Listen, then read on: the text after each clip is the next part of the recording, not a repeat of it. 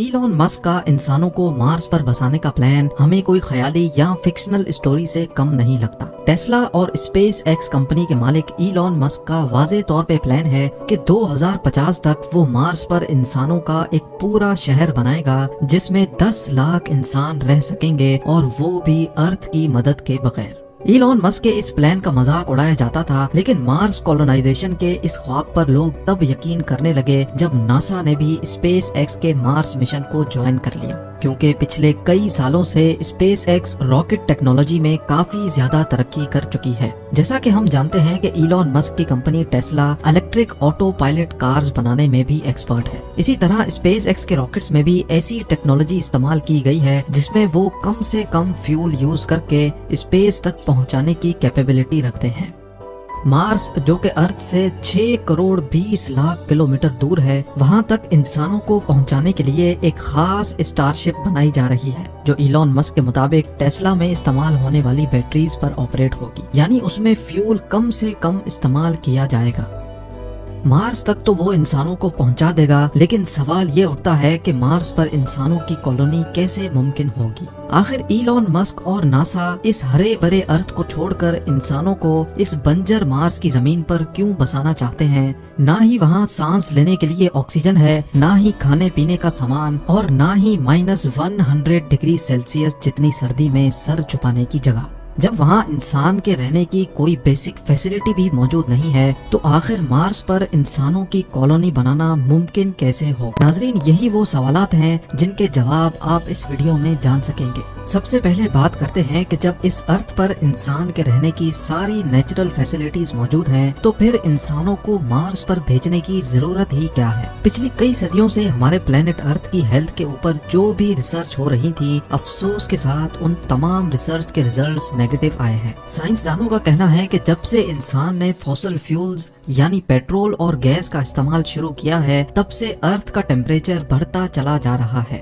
اور ایک وقت ایسا آئے گا جب یہ ٹیمپریچر اتنا زیادہ ہو جائے گا کہ ارتھ پر کسی بھی جاندار کا رہنا ممکن نہیں ہوگا۔ ایک سروے کے مطابق ہر 10 سالوں میں ارتھ کا ایوریج ٹیمپریچر 0.16 ڈگری سیلسیس جتنا بڑھ رہا ہے، یعنی جن گرم علاقوں میں ابھی انسان بستے ہیں، اگر یہ سب ایسے ہی چلتا رہا تو آج سے 150 سالوں کے بعد وہاں انسان کا رہنا ممکن نہیں ہوگا۔ ٹیمپریچر بڑھنے کی وجہ سے گلیشیئرز بھی دھڑا دھڑ پگھل رہے ہیں، جن کی وجہ سے فلڈز، سائیکلونز اور سونامی کا چانس بھی بڑھتا جا رہا ہے۔ بات صرف فیول کے استعمال کی ہی نہیں ہے، اس پولیوشن نے ہمارے ارتھ کی اوزون لیئر کو بھی ڈیمیج کر دیا ہے۔ وہ اوزون لیئر جو سورج سے نکلنے والی جان لیوا ریز سے ہمیں بچاتی ہے، وہ بھی اب آہستہ آہستہ کر کے ڈیمیج ہوتی جا رہی ہے۔ یعنی ایک طرف پولیوشن سے پیدا ہونے والی گرمی اور دوسری طرف خوفناک سولر ریڈیشنز۔ سائنسدانوں کو ایک بات تو کنفرم ہو چکی ہے کہ ایک نہ ایک دن ہمارا ارتھ رہنے کے قابل نہیں بچے گا، اور یہی وجہ ہے کہ ہم انسان اپنے لیے ایک دوسرا گھر یعنی ایک دوسرا پلانٹ ابھی سے ڈھونڈ رہے ہیں۔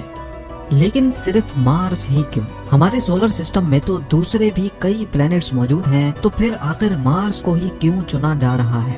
ہمارے سولر سسٹم میں ہمارا ایک پڑوسی پلانٹ وینس ہے اور دوسرا مارس۔ وینس جو مارس کے مقابلے میں ارتھ سے کافی زیادہ قریب ہے، لیکن ہم وہاں نہیں جا سکتے کیونکہ وہاں وہی سب کچھ ہے جس سے ہم بھاگ رہے ہیں، یعنی گرمی۔ جی ہاں، وینس سورج کے گرد چکر لگانے والا دوسرا پلانٹ ہے جہاں گرمی اتنی شدید ہوتی ہے کہ لوہے کو بھی پگھلا کر رکھ دے۔ دوسری طرف ہمارا پڑوسی ہے مارس، جو سورج کے گرد چکر لگانے والا چوتھا پلانٹ ہے۔ یہاں وینس جیسی آگ تو نہیں برستی، پر یہاں سردی ارتھ کے آرکٹک ریجن سے بھی زیادہ ہوتی ہے۔ صرف کڑاکے دار سردی ہی نہیں ہے جو مارس پر انسانوں کے لیے مشکل کھڑی کرے، بلکہ نہ ہی وہاں آکسیجن ہے اور نہ ہی پانی، یعنی انسان کے زندہ رہنے کی بیسک فیسلٹیز بھی وہاں موجود نہیں ہے۔ یہ ساری کنڈیشنز جاننے کے باوجود بھی ناسا اور ایلون مسک کے پاس آخر ایسا کیا پلان ہے جس سے وہ مارس پر انسانوں کو زندہ رکھ سکتے ہیں؟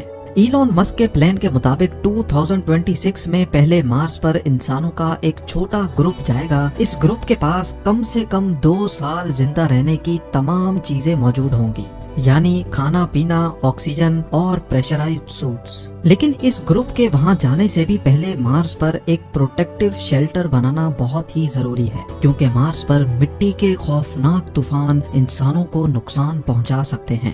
یہ پروٹیکٹیو شیلٹرز مارس پر موجود مٹی سے ہی بنائے جائیں گے، لیکن جب مارس پر انسان نہیں ہوں گے تو یہ شیلٹر آخر بنائے گا کون؟ حیرت انگیز طور پہ یہ شیلٹرز مارس پر موجود روبوٹس بنائیں گے۔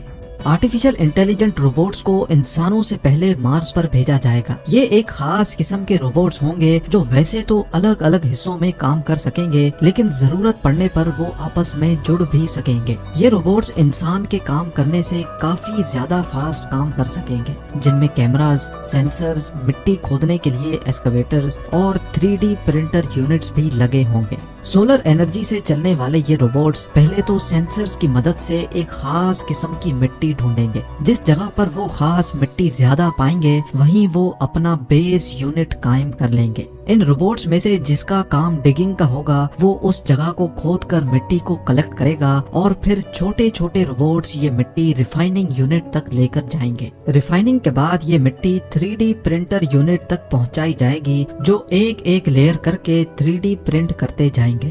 کئی مہینوں تک یہ کام ایسے ہی چلتا رہے گا، جس کو ارتھ سے بیٹھ کر بھی مانیٹر کیا جا سکے گا۔ شیلٹر کمپلیٹ ہونے کے بعد اسٹارٹ ہوگا روبوٹس کا دوسرا فیز۔ اب مارس پر پہلی بار انسانوں کا ایک گروپ لینڈ کرے گا۔ کیونکہ انسان یہاں پہلی بار لینڈ کریں گے، اسی لیے ان کے پاس کافی سارا سامان بھی موجود ہوگا۔ مارس پر موجود روبوٹس انسانوں کو وہاں ویلکم کریں گے، ان کا سامان اٹھا کر لینڈنگ سائٹ سے بیس یونٹ تک لے کے جائیں گے اور بیس یونٹ کے شیلٹر کے اندر چھوٹے چھوٹے یونٹس کو رکھا جائے گا جو اپنے آپ انفلیٹ ہو جائیں گے۔ کیونکہ مارس کا ایٹماسفیرک پریشر بہت ہی کم ہے، اسی وجہ سے انسان وہاں ان پریشرائزڈ یونٹس میں رہیں گے، یعنی ان یونٹس میں ارتھ کی طرح آرٹیفیشل پریشر بنایا جائے گا۔ یہ سارے پریشرائزڈ کیبنز ایک دوسرے سے جڑے ہوں گے اور ان کو الیکٹریسٹی دینے کے لیے ایک سولر فارم روبوٹس کی مدد سے قائم کیا جائے گا۔ اگر کسی انسان کو بیس یونٹ سے باہر جانا ہوگا تو ایک اسپیشل گاڑی کیبن کے دروازے سے آ کر فکس ہو جائے گی تاکہ دروازہ کھولنے سے اندر کا پریشر لیک نہ ہو سکے۔ اب باری ہوگی مارس پر ایک گرین ہاؤس بنانے کی تاکہ مارس پر ویجیٹیشن کی جا سکے۔ سائنس ریسرچ کے مطابق مارس پر اسٹارٹنگ میں صرف پوٹیٹوز اور بینز لگائے جا سکیں گے۔ گرین ہاؤس کے اندر پلانٹس جیسے جیسے بڑے ہوں گے ان میں سے ایک ایسی چیز نکلے گی جس کا ہونا مارس پر بہت ہی زیادہ ضروری ہے، اور وہ ہے آکسیجن۔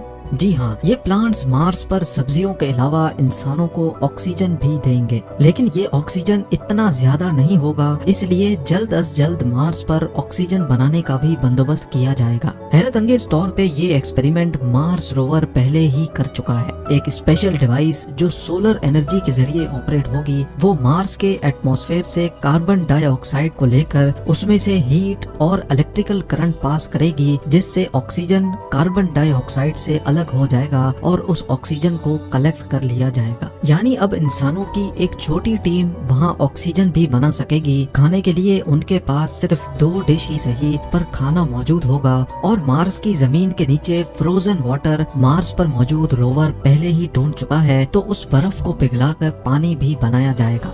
100 باتوں کی ایک بات، مارس پر بھیجے گئے انسان اب بغیر ارتھ کی مدد سے زندہ بھی رہ سکیں گے اور وقت پڑنے پر واپس ارتھ کی طرف روانہ بھی ہو سکیں گے۔ لیکن کیا یہ سب ایسے ہی چلتا رہے گا؟ کیا مارس پر جانے والے لوگ کبھی بھی اپنے کیبن سے باہر نہیں نکلیں گے؟ اگر مارس پر جا کر بھی ایسی ہی زندگی گزارنی ہے تو پھر اتنے زیادہ تام جھام کی آخر ضرورت ہی کیا تھی؟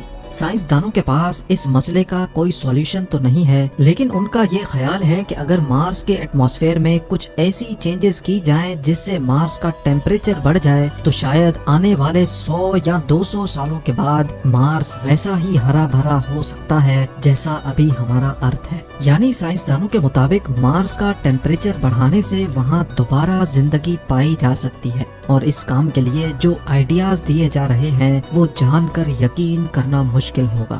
ایک MIT اسٹوڈنٹ مارگریٹا میرینووا کا آئیڈیا ہے کہ مارس پر روبوٹس کی مدد سے فیکٹریز بنائی جائیں جو صبح شام اور دن رات صرف ایک ہی کام کریں گی۔ ان کا کام ہوگا صرف دھواں نکالنا، اور اس دھوئیں کی وجہ سے مارس میں بھی وہی سب کچھ ہوگا جو ارتھ کے ساتھ ہو رہا ہے، یعنی گلوبل وارمنگ۔